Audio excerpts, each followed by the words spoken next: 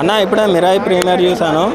Movie అయితే నాకు పిచ్చిగా నచ్చేసింది. మూవీలో నాకు స్పెషల్గా చెప్తున్నా బీజిఎం బాగా నచ్చింది. And last 20 minutes next level performance అని ఇవ్వచ్చు.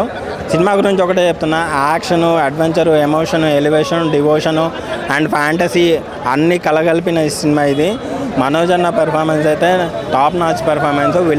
విలన్ రోల్లో పర్ఫెక్ట్గా సెట్ అయ్యాడు. అండ్ తేజ గారిని కొన్ని సీన్స్లో డామినేట్ చేశాడు. అండ్ కొన్ని సీన్స్లో ఎలివేషన్స్ ఉంటాయన్న, దానికి తగ్గ బీజం ఇచ్చాడు హరిగావురా.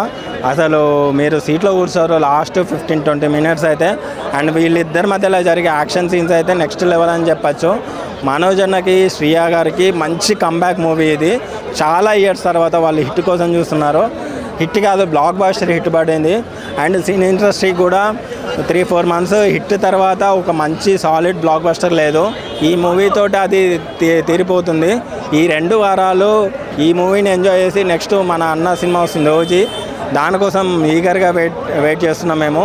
అసలు కార్తిక్ ఘట్టమనేని కానీ స్క్రీన్ ప్లే, డైరెక్షన్, కొన్ని ఇంటర్వెల్ బ్యాంగ్ సీన్స్ కానీ, కొన్ని సీన్స్ ట్రైన్ సీన్స్ అండ్ జటాయుతో సీన్స్, మిరాయి యూజ్ చేసే సీన్స్ కానీ అసలు టాప్ నాచ్ పెర్ఫార్మెన్స్ ఉంది.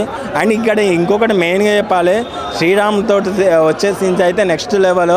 విఎఫ్ఎక్స్ అయితే ఎక్కడ అసలు వంక పెట్టడానికి లేదన్నా.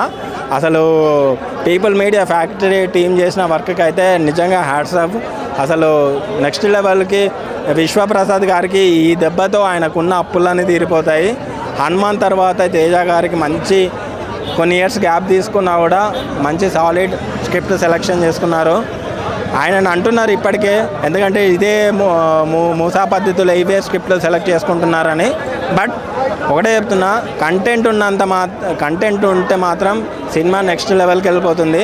అదే తేజ చేసే పని. సినిమాకైతే మనోజ్ అన్న పర్ఫార్మెన్స్ అయితే నెక్స్ట్ లెవెల్ టాప్ నాచ్ అని చెప్పచ్చు.